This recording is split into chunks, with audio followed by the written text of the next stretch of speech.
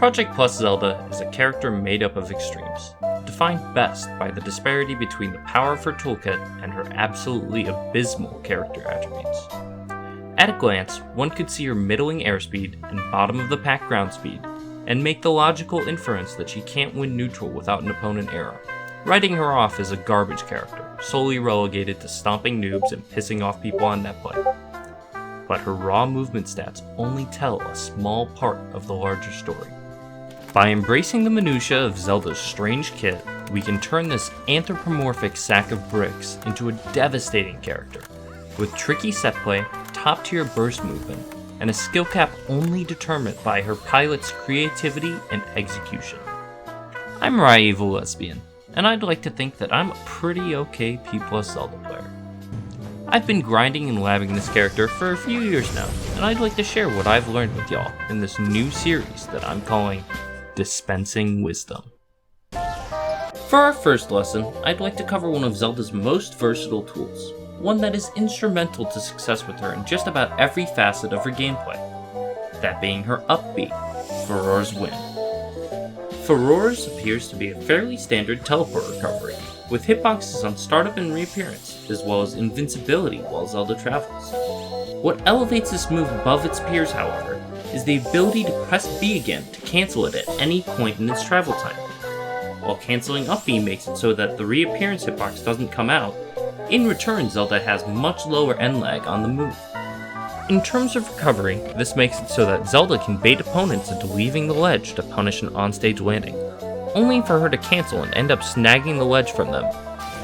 But even better yet, by aiming our teleport just right, we can edge cancel our up B on nearby platforms with a decent amount of leniency. Taking shallower up B angles makes the edge cancel easier, as we'll have more momentum carried into the cancel animation, and we'll have a larger window of grounded contact with the platform to input our cancel.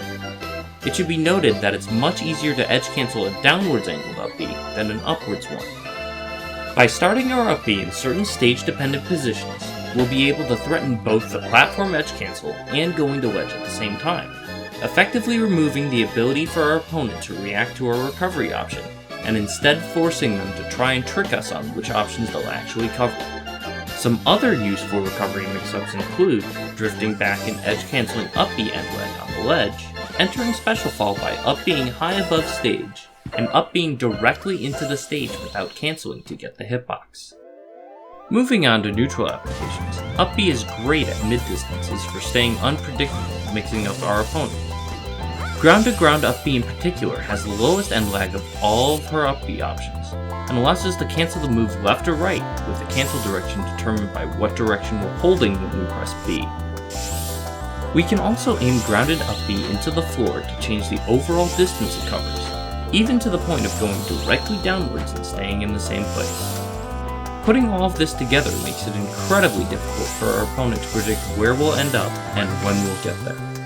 To make our mix-ups even more ambiguous, we can also apply what we learned about edge canceling and recovery to up being neutral as well, allowing for nigh instant aerials out of teleport. So we've established that Farore's Wind can be used to create unreactable mix-ups for Zelda in both recovery and neutral. Pretty cool, right? But it gets even better. As unbelievable as it may seem, up B is also an amazing combo starter, punish extender, and out of shield option for Zelda thanks to its initial hitbox. Farore's first hitbox is active on frames 6 and 7, and comes out as early as frame 7 out of shield while covering both sides of her body. As if that wasn't enough, the first hitbox of the grounded version of the move uses a property called weight dependent set knockback. What this means is that just like Fox's Shine or Yoshi's down tilt, it will give a standing opponent the same knockback regardless of what percent they're at. For Zelda's up B in particular, as long as the move is not crouch cancelled, this move will always pop the opponent up into tumble. Zelda can then immediately cancel the teleport to gain an advantage neutral state, if not a straight up true punish. If the opponent is grounded and ASDIing down, they'll floor hug into a knockdown, allowing for tech options, but that doesn't mean they're out of the woods yet. With the same TP cancel, you will be able to either directly punish this or gain a neutral advantage. With the proper flowchart for TP cancels, you'll be able to true punish just about any tech option the opponent chooses on reaction, barring ASDI down tech in place. This concept just unfortunately has too much depth to fit into this video while keeping it a reasonable length, so I'll be saving it for next time. If you're interested in learning this RTC flowchart though, I'll be posting a write-up on it in the Zelda Cookbook Discord, and I'll be working on a quick and dirty video for it in the near future. So if that interests you, be sure to subscribe so that you don't miss it.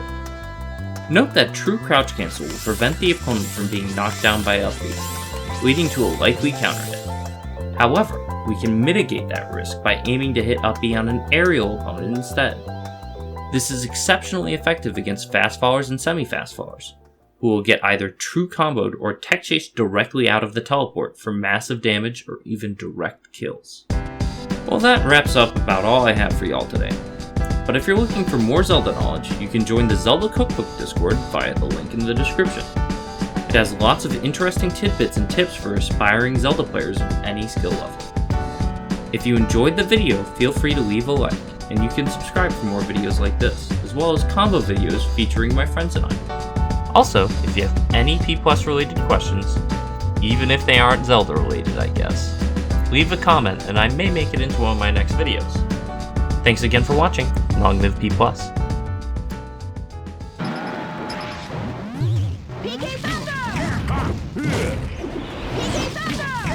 You sent me with the hot